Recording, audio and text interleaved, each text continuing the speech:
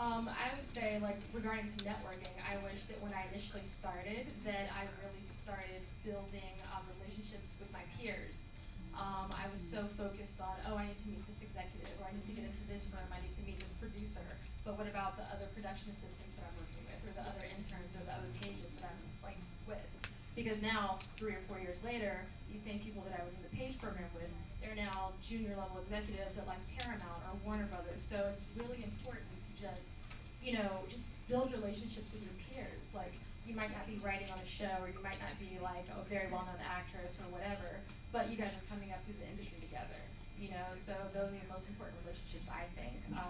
And that's what this industry is built on. It's built on relationships. It's built on who you know, who knows your work ethic, who you work with, and so, I mean, even in this room, like all of you guys, I think by the time you leave, you should probably know at least 5 people. You should have met 5 people in this room. In addition to meeting everyone up here, just get to know who's sitting next to you, because you never know where they'll be in like 5 years. So.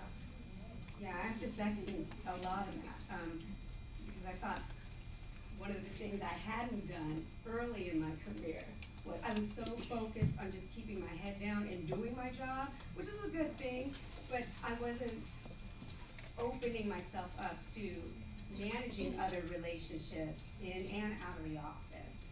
So I think internal, like when you have people around you, it's always good to just know who they are and what their aspirations are, because there's gonna be the day, it's gonna come, when, 2 years later, 5 years later, 8 years, you walk into a room and that person is SVP or president or COO, and you're going, what?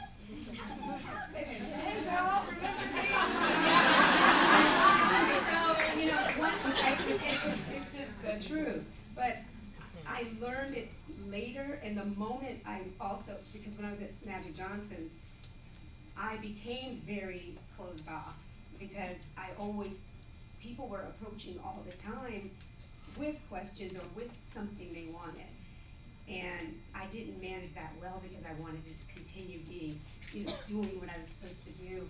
But the moment I opened myself up in those latter years that I was there and had more conversations, the exchange of value, it's okay to have nuisances every once in a while, because you're giving. You just have to know what I later learned what I was brought on this earth to do, right?